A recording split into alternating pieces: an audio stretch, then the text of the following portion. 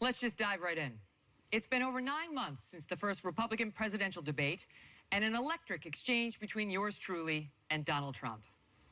What happened between us then and after would make headlines around the globe. For those 9 long months, he and I did not speak, nor did I ever respond to his attacks.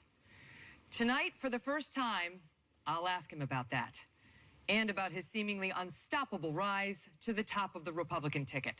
And nothing is off limits. America has never seen anything like the political juggernaut called Donald Trump. A businessman and reality TV star with no political experience burst onto the scene and electrified voters with big threats. We're going to knock the hell out of ISIS. And big promises. We are going to win in every aspect of our lives. While explaining the art of the deal, we're going to make great trade deals. He perfected the art of the insult. It's Rubio! Against rivals. Little Marco. Lion Ted. Detractors. He's a war hero because he was captured. I like people that weren't captured. And the press. I would never kill him, but I do hate him. Including yours truly. Beginning with the very first Republican debate. Mr. Trump, one of the things people love about you is you speak your mind and you don't use a politician's filter. You've called women you don't like fat pigs, dogs, slobs, and disgusting animals. Your Twitter account... Only Rosie O'Donnell. Mr. Trump did not like the question at all. For the record, it was well beyond Rosie O'Donnell. Yes, I'm sure. Does that sound to you like the temperament of a man we should elect as president? What I say is what I say. And honestly, Megyn, if you don't like it, I'm sorry. I've been very nice to you, although I could probably maybe not be based on the way you have treated me, but I wouldn't do that. And he sent out a tweet that night. Wow, Megyn Kelly really bombed tonight. And a retweet. Fox viewers give low marks to bimbo Megyn Kelly. Then he made this remark. You know, she gets out and she starts asking me all sorts of ridiculous questions. And, you know, you could see there was blood coming out of her eyes, blood coming out of her wherever. And he explained it this way. I was going to say nose and or ears, because that's a very common statement. Blood pouring out of somebody's nose. It's a statement showing anger. That set off a firestorm. This is a candidate who's really had a history of some misogynistic statements. We've seen Donald Trump do this over and over again. The pundits said his attacks were political suicide. More fallout from the latest Republican debate. I don't know how he thinks he's going to win an election. His unfavorability with women is skyward. This weekend surely signaled the end of Trump's campaign. The pundits were wrong. An NBC News SurveyMonkey poll shows Trump with 23%. A new poll numbers show that Donald Trump is surging. The more Trump speaks, the more he spikes. It didn't matter what he said, how he said it. Donald J. Trump is calling for a total and complete shutdown of Muslims entering the United States. When Mexico sends its people, they're bringing drugs, they're bringing crime, they're rapists. Voters were angry, and they liked that he was angry, too. In January, he skipped the next Fox News debate. Megyn Kelly's really biased against me. Do you really think she can be fair at a debate? Which set off a new torrent of tweets. 80,000 tweets directed towards Megyn Kelly. Vocative broke it down to see what the most popular words. Crazy Megyn Kelly. Crazy, overrated. Bimbo blonde. Bimbo Megyn Kelly. Hooker. Days later, he lost the Iowa caucuses. But Trump went on to win, and win some more. Another big win for Donald Trump. A huge win for Donald Trump. And then, a new debate. Nice to be with you, Megyn. Great to have you here. You're looking well. You're looking As well. are you. Followed by more fallout and a call to boycott the Kelly file. Can't watch Crazy Megyn anymore. Finally, in April, a meeting at Trump Tower.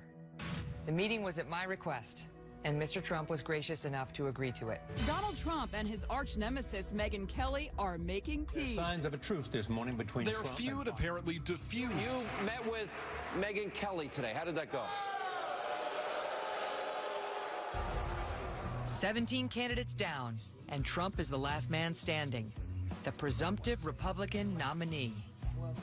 Let's begin. Thank you for sitting down with me. Thank you very much. My honor. Been a long 9 months. It has been a long time. I agree. I want to ask you about the beginning of your campaign.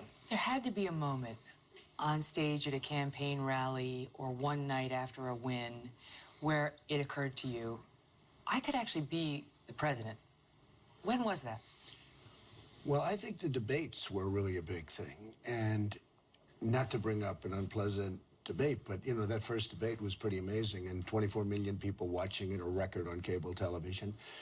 And I think that meant something. I think that first debate meant something because I felt very, very comfortable with the subject, and I felt very comfortable with the people I was competing against. Let's talk a little bit about litigation, because you have threatened to sue many people in the course of the campaign, but of course, if you wind up president, you're not going to be able to do that either. Well, can you go 4 years without threatening to sue anybody? Well, what China's done to us is, maybe you do the world, you do have methods of suing countries. It's going to be a busy law firm. No, it's going to be busy, but it's a little different. And it's also a tactic for me. It's a business for me, and I've been successful, and I've, used litigation, and sometimes I use it maybe when I shouldn't, and sometimes I don't. Have you made any mistakes in this campaign? You had said publicly you thought the retweet about Heidi Cruz was a mistake.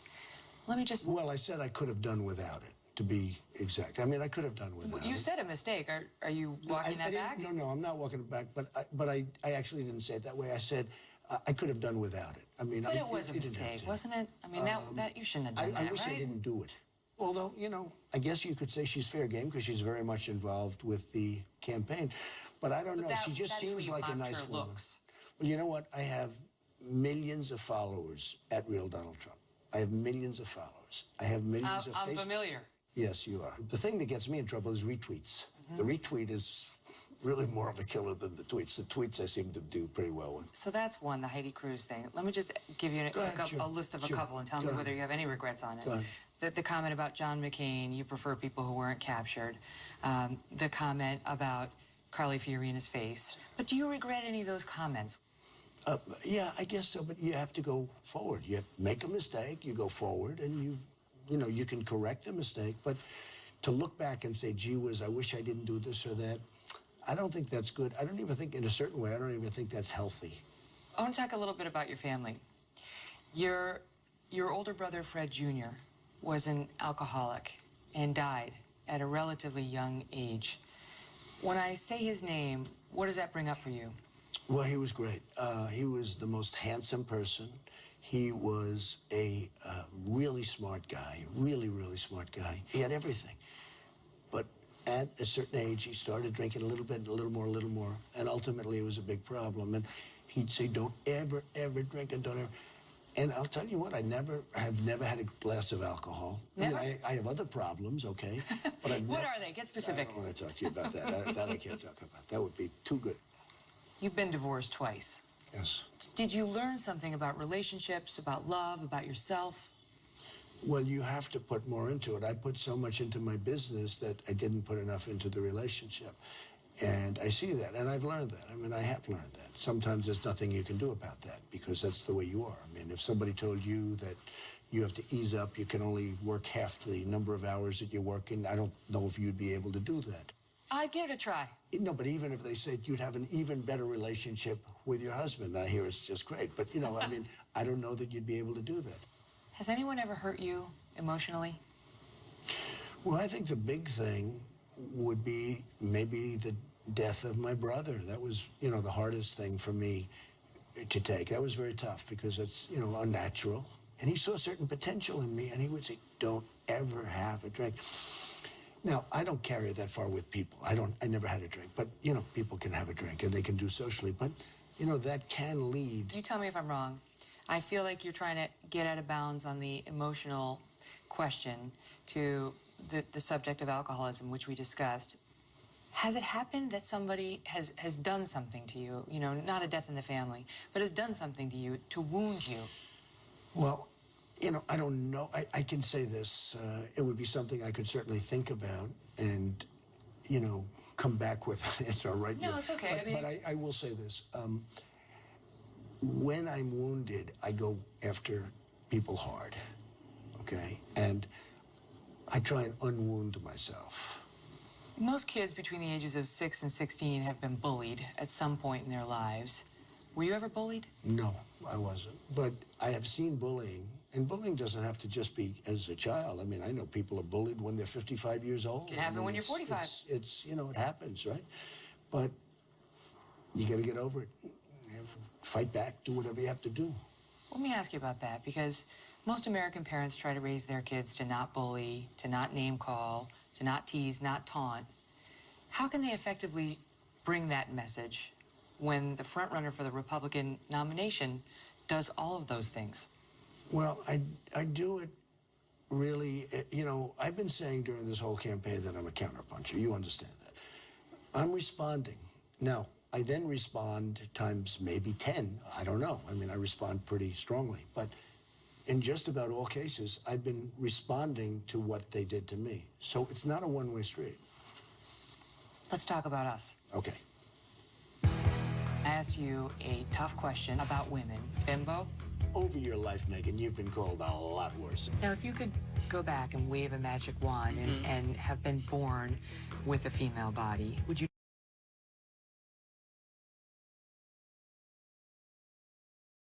Let's talk about us. Okay. We were always friendly. Right. Good relationship. Right? And then came the August 6, 2015 debate, and I asked you a tough question about women using only the words that you had used. I thought it was a fair question. Why didn't you? I thought it was unfair. I thought, first of all, I didn't think it was really a question. I thought it was more of a statement. That's the first question that I've ever been asked during a debate, and I've never debated before. I mean, my whole life is a debate, but I've never actually debated before. And I'm saying to myself, man, what a question. And then, of course, then you have Brett doing his thing, so I'm saying to myself, I got 2 hours of this. I don't really blame you because you're doing your thing, but from my standpoint, I don't have to like it. Afterward, you said you didn't feel that the moderators had been nice. But do you think it's the journalist's role to be nice to presidential candidates at a debate? No, fair. I don't care if they're nice. They have to You be use the fair. word nice. Well, okay. No, I don't think so. I mean, I might have said they weren't nice, but that doesn't mean they have to be nice. I mean, I've known many... You know, it's not a cocktail party. No. I tell you what, in a certain way, what you did might have been a favor, because I felt so good about having gotten through. I said, if I can get through this debate with those questions, you can get through anything. You seem to stay angry for months. Yeah. Was that real, or was that strategy? Well, I'm a real person. I don't say, oh, gee, I'm angry tonight, but tomorrow you're my best friend. See, I do have a theory that, you know, when somebody does it, and this could happen again with us. I mean, it could be even doing this particular interview. I have great respect for you that you were able to call me and say, let's get together and let's talk. To me, I would not have done that. I don't say that as an, you know, as a positive. I think it's a negative for me. And you walk into Trump Tower, we didn't have, like, on a neutral site or over at Fox or something. That would be a whole different thing, and I wouldn't have done it. I think the doormen are still recovering. I think the whole building's recovering. You have people going like, this can't be possible, right? And this is the first you and I have ever discussed what happened between us over the past 9 months, because you and I did not talk about that. We didn't discuss it. No, we didn't discuss it. So when you look back on the past 9 months from that first debate to now, any regrets? Absolutely, I have regrets. I don't think I want to discuss what the regrets are, but absolutely, I could have done certain things differently. I could have maybe used different language in a couple of instances. But overall, you know, I have to be very happy with the outcome. And I think if I didn't conduct myself in the way I've done it, I don't think I would have been successful, actually. If I were soft, if I were, you know, presidential, okay, presidential. It's, in a way, it's a bad word because there's nothing wrong with being presidential. But if I would not have fought back the way I fought back, I don't think I would have been successful. You're no longer just Donald Trump businessman or Donald Trump host of Celebrity Apprentice. Now you're steps away from the presidency. Have you given any thought in this position to the power that your messaging has on the lives of the people you target and on the... And we have to take care of our country. And I do feel America first. I mean, America has been 4th and 5th and 9th. I mean... But you know what I'm saying. When Donald Trump targets somebody and says, this person is bad, that person is bad, it creates a firestorm in those people's lives, and many of these people are so-called civilians who haven't put themselves out there as public figures. But it's in response to something that they did, or it's in response to you are so powerful. You are so powerful now. I don't view myself as that. I mean, I view myself as a person that, like everybody else, is fighting for survival. That's all I view myself as. And I really view myself now as somewhat of a messenger. You know, this is a massive thing that's going on. Mm-hmm. These are millions and millions of people that have been disenfranchised from this country. I was in front of a group the other day, 25,000, at least 25,000 people. The place was going crazy. And I said, I'm like the messenger. It's true, but they're listening to you, and they're taking their cue from you.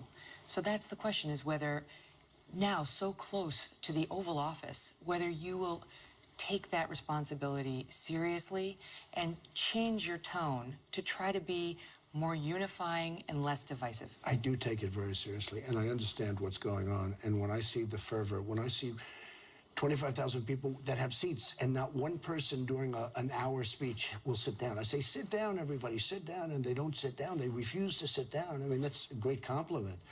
But I do understand the power of the message. There's no question about it. I want to talk for a minute about the tweeting. Okay. Set the scene for me, because I know where I was when I was on the receiving end of a lot of those tweets, but I've always wondered where you were.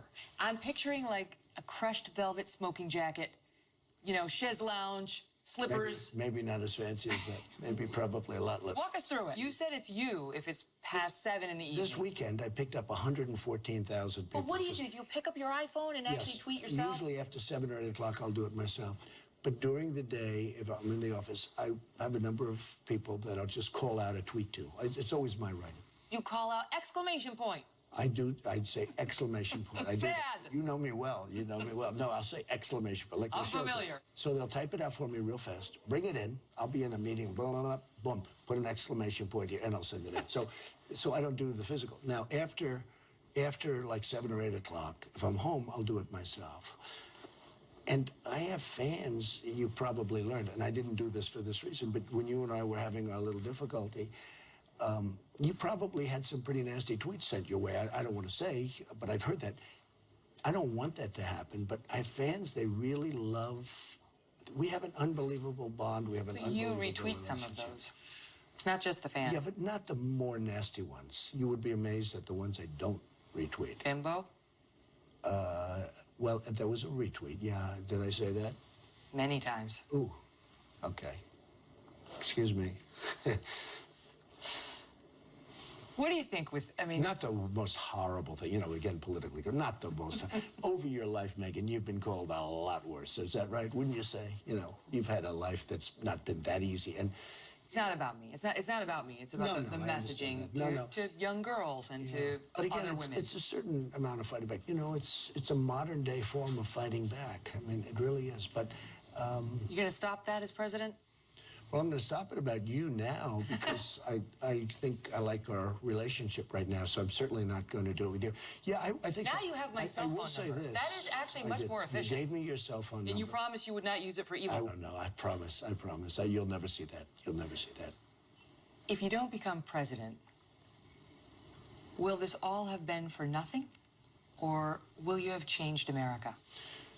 So I got a call from a great writer who said to me, congratulations. I said, congratulations on what? He said, what you have done has never been done before. I said, what have I done? He talked about different things.